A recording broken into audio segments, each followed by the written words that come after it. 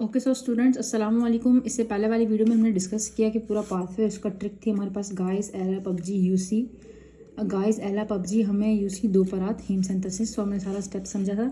अगर एक quickly overview लें, इससे पहले वाली वीडियो में हमने क्या समझा था वो हमने समझा था पोरफायरिन का स्ट्रक्चर, हीम बायोसिंथेसिस हमने समझी। अब हम इसके एंजाइम्स को इजीली जो है वो हम देखते हैं।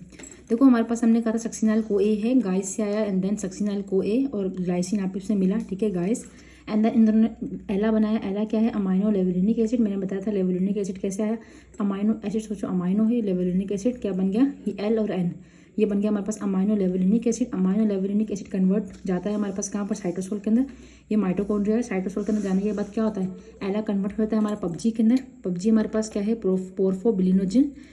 देन पोर्फोबिलिनोजिन जो होता है वो हमें में कन्वर्ट होता है। हमें का मतलब क्या है, HMB आपने यहीं से लेना है, वो क्या होगा, हाइड्रोक्सी मिथाइल बिलिन, ठीक है। हाइड्रोक्सी मिथाइल बिलिन कन्वर्ट होता है यूरोपोरफायरिनोजिन 3 के अंदर। यूरोपोरफायरिनोजिन 3 जो होता है वो कन्वर्ट होता है कोप्रोपोरफायरिनोजिन 3, जिसे हमने कहा था UC। एंड देन हमारे पास ये कोप्रोपोरफायरिनोजिन होता है वो चला जाता है हमारे साइटोप्लाज्म में, सॉरी माइटोकॉन्ड्रिया के अंदर, साइटोप्लाज्म से माइटोकॉन्ड्रिया में जाता है। एंड देन ये हमारे पास कोप्रोपोरफायरिनोजिन 3 जो होता है वो कन्वर्ट होता है दिस इज द पोरफायरिनोजिन, ठीक है। दिस इज मैंने कहा था ना परात, तो परात से रखना प्रोटोपोरफायरिनोजिन। प्रोटोपोरफायरिनोजिन कन्वर्ट होता है प्रोटोपोरफायरिन के अंदर एंड देन प्रोटोपोरफायरिन इनकॉर्पोरेट होता है आयरन के साथ और बनाता है हीम। अब क्वेश्चन ये कि ये खुद ब खुद तो स्टेप्स होंगे, तो यहाँ पर कोई ना कोई हमारे क्या होंगे, एंजाइम्स होंगे। सो फर्स्ट ऑफ ऑल आपने एंजाइम्स को कैसे याद रखना है, इसकी ट्रिक ये है कि देखो पहले हमारे पास क्या है, एला है। एला क्या कहती है, एला कहती है कि जो शुरू वाला और बाद वाला एंजाइम है वो मेरा ही होगा। पहले में बन रही तो लिख दो एला सिंथेटेज, और दूसरे में मेरे से क्या हो रहा है, वाटर रिमूव यहाँ से होता है इससे एला से, तो हम क्या कहते हैं एला की क्या है, डिहाइड्रेशन हो रही है, ठीक है। तो यहाँ पर हमारे पास क्या होगा, हमारे पास एंजाइम का नाम क्या होगा, एला सिंथेटेज, ठीक है। ये हमें बात समझ आ गई। देन हमारे पास क्या होगा, यहाँ पर होगा एला का मतलब क्या है, अमाइनो लिवलिनिक एसिड। यहाँ से क्या हो रहा है, वाटर रिमूव हो रहा है यहाँ से, तो अगर वाटर रिमूव हो रहा है तो हमारे पास क्या होगा, डिहाइड्रेटेस होगा, ठीक है। बेसिकली एला सिंथेटेस के बारे में आपसे थोड़ी डिटेल में बात करूंगी इसके बाद, पहले हम ओवरऑल एंजाइम्स देख लेते हैं। तो एला ने काम दिखा दिया। देखो जो थर्ड स्टेप है ना, थर्ड स्टेप का मतलब क्या है, इसकी यूनिक बात है कि थर्ड स्टेप में हमारे पास, थर्ड स्टेप पे 3 एंजाइम होते हैं। पहला होता है हमारे पास क्या, एला क्या है हमारे पास, मैंने आपको बताया ना बेसिकली ये एंजाइम यहाँ पर आता है, ठीक है।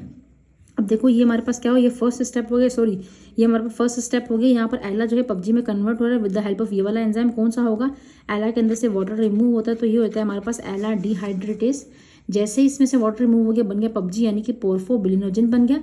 अब पोर्फोबिलिनोजिन ने कन्वर्ट होना है हमें में, यानी कि हाइड्रोक्सी मिथाइल बिलिन के अंदर। तो कन्वर्ट होने के लिए क्या है, थर्ड स्टेप है, ये हमारे पास सेकंड स्टेप है, क्योंकि फर्स्ट स्टेप ये हो गया, फर्स्ट स्टेप ये हो गया, बाहर आया एंड देन हमारे पास सेकंड स्टेप हुआ, थर्ड स्टेप है। थर्ड स्टेप की खास बात है कि थर्ड स्टेप में 3 हमारे पास जो होते हैं ना, थर्ड स्टेप का नाम ही तीसरा स्टेप है, तो 3 ही हमारे पास एंजाइम होंगे। पहला क्या है, पहला पबजी कहता है कि मेरे अंदर से रिमूव हो रहा है क्या, हमारे अंदर से रिमूव हो रहा है क्या चीज़, अमाइनो जो ग्रुप होता है ना वो रिमूव हो रहा है। तो बेसिकली क्या है, एला जब बाहर आते हैं ना तो इस तरह के 2 एला के मॉलिक्यूल होते हैं, वो कंबाइन होकर बनाते हैं पबजी।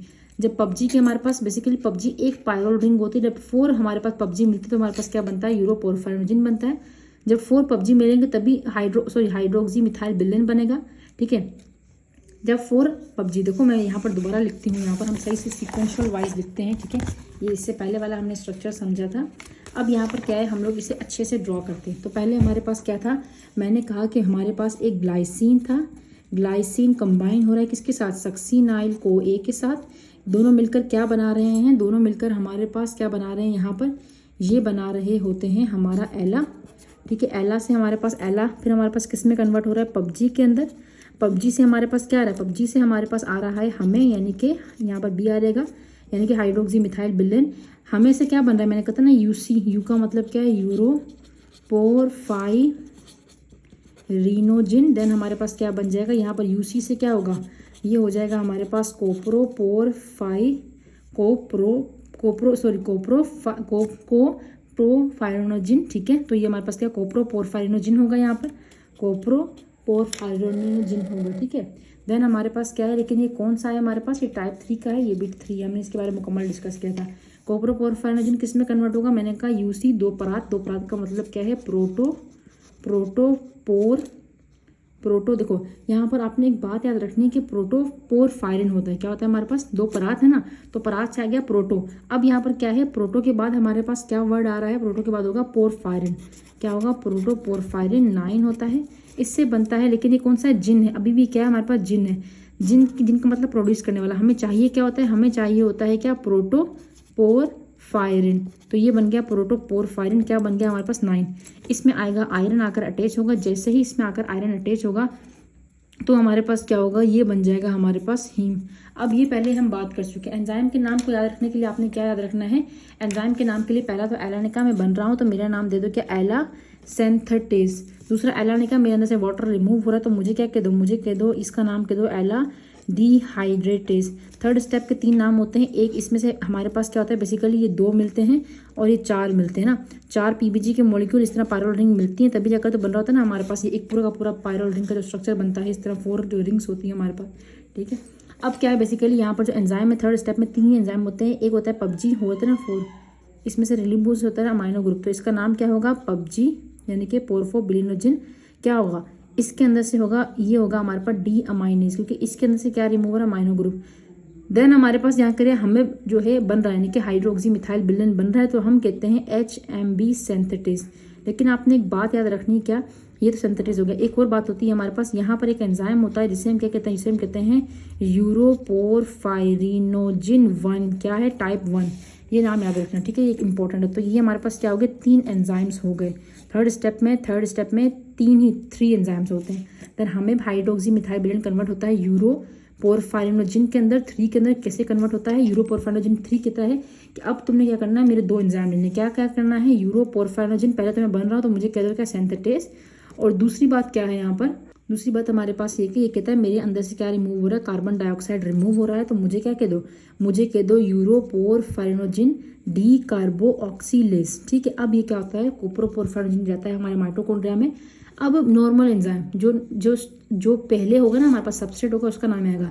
तो कोप्रोपोरफायरिनोजिन क्या हो रहा है, कोप्रोपोरफायरिनोजिन से यहाँ पर आपने याद रखना है 2 स्टेप हमारे पास 2 मरतबा ऑक्सीडेशन होती है माइटोकॉन्ड्रिया के अंदर, ठीक है। तो ये क्या रहेगा, कोप्रोपोरफायरिनोजिन ऑक्सीडेज हो जाएगा। देन अगेन से हमारे पास क्या होगा, ये भी जो सबस्ट्रेट का नाम है वही आएगा, तो प्रोटोपोरफायरिनोजिन ऑक्सीडेज होगा। एंड देन हमारे पास क्या है, प्रोटोपोरफायरिन जो है वो इनकॉर्पोरेट होता है आयरन के साथ with the help of special type of enzyme that is called as the ferrochelatase. हम कितना चिल्ला फास्ट कर लो, ठीक है, तो चिल्ला या फास्ट, तो ये क्या हो गया, फिरोचिटालेस, चिल्ला हम कहते हैं चिल्ला होना, चिल्लाओ मत, ठीक है, फिरोचिलेटेस, ठीक है, फिरोचिलेटेस हो गया एंजाइम। या तो हम हीम बन रहा है तो हीम सिंथेटेस भी कह सकते हैं। अब बेसिकली क्या है, यहाँ पर जो एला सिंथेटेस एंजाइम है ना, ये हमारे पास 2 तरह का हो सकता है, टाइप 1 भी हो सकता है, टाइप 2 भी हो सकता है। टाइप 1 कहाँ होता है आपको पता है, बोन मैरो में बी, ए के बाद क्या आता है, हमेशा बी आता है, 1 के बाद क्या आता है, 2 आता है। इसका मतलब टाइप 2 एला सिंथेटेस हमेशा कहाँ होगा, हमारे बोन मैरो में होगा।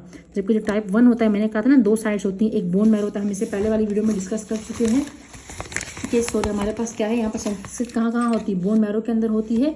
इसी के आपने सारा डिस्कस किया तो लिवर के अंदर होती है। तो वही मैं यहाँ पर बात कर रही हूँ, क्या चीज़ मैंने यहाँ पर क्या डिस्कस किया आप लोगों से, यहाँ पर हमने वही बात की है कि यहाँ पर क्या होगा, जो 1 होगा वो कहाँ होगा, लिवर के अंदर होगा, और ये बोन मैरो में। याद करने का तरीका भी समझ आ गया। अब क्या है बेसिकली जो एला सिंथेटेस 1 होता है वो रेगुलेट होता है कैसे, एला सिंथेटेस 1 जो है हर वक्त लिवर को हीम प्रोटीन नहीं बनानी ना, तो इसीलिए क्या होता है, ये जो हीम सिंथेसिस होती है ना, हीम जब प्रोडक्ट ज़्यादा हो जाता है तो हीम बहुत सारे आपस में मिल जाते हैं, इस तरह से बहुत सारे हीम आपस में। अच्छा देखो, एला सिंथेटेस 1 जो होता है ना, उससे हम कहते हैं क्या, बेसिकली जो एला सिंथेटेस 1 होता है उसकी होती है क्या, रेगुलेशन। एला सिंथेटेस 2 की रेगुलेशन नहीं होती है। पहला रीजन समझ लो, क्योंकि किसी भी चीज़ से अफेक्ट नहीं होता एला सिंथेटेस 2, क्योंकि हमें हर वक्त हमारे मिलियंस में एंजाइम आरबीसी चाहिए होते हैं ताकि हमारी क्या हो सके, एरिथ्रोपोइसिस हो सके, ठीक है। और एरिथ्रोपोइसिस में हमारे पास क्या होता है, एरिथ्रोपोइसिस में जब हमारे पास हीमोग्लोबिन आरबीसी जब बन रहे होते हैं, आरबीसी के जो एरिथ्रोब्लास्ट सेल्स होते हैं उसमें क्या होना चाहिए, हीमोग्लोबिन बनना है ना, तो उस हीमोग्लोबिन को बनने के लिए क्या चाहिए, हीम चाहिए। तो लाजमी सी बात है, इसे हम रेगुलेट नहीं कर सकते। एला सिंथेटेस 1 जो होता है वो लिवर में रेगुलेट होता है, बिकॉज कि हर वक्त लिवर को 15% यहाँ पर होता है, तो हर वक्त हमारी बॉडी को इतना ज़्यादा ओवरलोड नहीं होना कि हम क्या क्या बनाते रहें।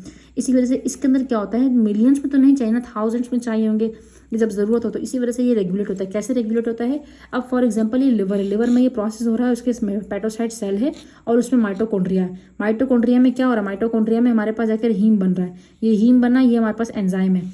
जैसे ही अब बेसिकली क्या होता है, जैसे ही फॉर एग्जांपल ये एक हेपेटोसाइट है, इसके अंदर ये पूरा का पूरा हेपेटोसाइट माइटोकॉन्ड्रिया, यहाँ पर हमारे पास एंजाइम था एला सिंथेटेस 1 था, ये था हीम। हीम क्या करता है, इसे नेगेटिव इफेक्ट देता है, इसे हम कहते हैं हेमन इफेक्ट। हेमन इफेक्ट क्या होता है बेसिकली, हेमन इफेक्ट का मतलब ये होता है कि जब बहुत सारे हीम बन जाए हमारी बॉडी में, बेसिकली हमेशा जो हीम बन रहा होता है ना वो इक्वल टू होता है हमारे ग्लोबिन के। फॉर एग्जाम्पल ये जो सेल है, सेल का साइटोप्लाज्म है, यहाँ पर क्या है, यहाँ पर ग्लोबिन चेन बनती है, जितनी ग्लोबिन चेन बनेगी उतना ही हीम बनता है हमेशा ही। लेकिन अगर फॉर एग्जाम्पल ग्लोबिन चेन हमारे पास इतनी नहीं बन रही जितना हीम है, हीम ज़्यादा बनता जा रहा है, तो क्या होगा, अभी ग्लोबिन चेन जो है वो तो है ही नहीं, इतनी ग्लोबिन चेन तो है ही नहीं, तो हीम एक्यूमुलेट होता रहेगा हमारे पास। और हीम एक्यूमुलेट करके क्या बनाता है, हमें पता है कि एक हमारे पास क्या होता है, एक ये वाला एक रिंग है, इसके अंदर क्या होगा, आयरन होता है किस फॉर्म में, 2+ की फॉर्म में ना। तो बहुत सारे जब हीम इस तरह से मिल जाएंगे, फॉर एग्जांपल ये मैंने इसको गोल तारे से शो कर दिया है, बहुत सारे हीम मिलते हैं तो यहाँ पे एक रिएक्शन होता है जिसे हम क्या कहते हैं, जिसमें Fe2+ जो होता है वो कन्वर्ट हो जाता है Fe3+ के अंदर, 3+3+3+, और इस पूरे को हम क्या कहते हैं, इसे हम कहते हैं हेमिन। अब इसका गलत इंपैक्ट होता है, जो हेमिन होता है अगर किसको इनहिबिट करता है, एला सिंथेटेज 1 को, एंड देन ये इनहिबिट हो जाता है। इसी के अलावा हमारे पास कुछ एंजाइम, कुछ हमारे पास ड्रग्स वगैरह होता है, जैसे कि हमारे पास बारबीचूरे हो गया, बारबीचूरे क्या करता है, वो भी इसे इनहिबिट करता है, इस एला सिंथेटेज 1 को इनहिबिट करता है, ठीक है। तो ये हमारे पास क्या है, की, ये जो फर्स्ट स्टेप है ये क्या है, की रेगुलेटरी स्टेप है, ये की रेगुलेटरी एंजाइम है। और यहाँ पर जो ज़रूरत होती है वो हमारे पास किसकी ज़रूरत होती है, एज अ को एंजाइम पायरिडॉक्सिल फॉस्फेट, यानी कि विटामिन B6 की। और इसके अलावा हमारे पास ये जो सेकंड स्टेप है ना, इस सेकंड स्टेप में ये जो हमारे पास बेसिकली ये जो हमारे पास फर्स्ट स्टेप हो गया, ये सेकंड स्टेप हो गया। अब सेकंड स्टेप में हमारे पास क्या हो रहा था, यहाँ पर ये सेकंड स्टेप है ना, सेकंड स्टेप में क्या वाटर रिमूव हो रहा है, इसके जो मेटल चाहिए होता है वो होता है हमारा जिंक, ठीक है। तो आपने ये याद रखना है। अब हमारे पास क्या है, ये पूरा का पूरा एक पाथवे हो गया। अब हमारे पास जो है ना हीम बन गया, अब हीम बाहर जाएगा। अगर कोई भी एक एंजाइम की डेफिशिएंसी हो जाए, एंजाइम का नाम याद रखनी है अच्छे से, ताकि अगर कोई भी एंजाइम की डेफिशिएंसी हो तो यहाँ पर डिसीज होती है जिसे हम कहते हैं क्या, पोरफायरिया।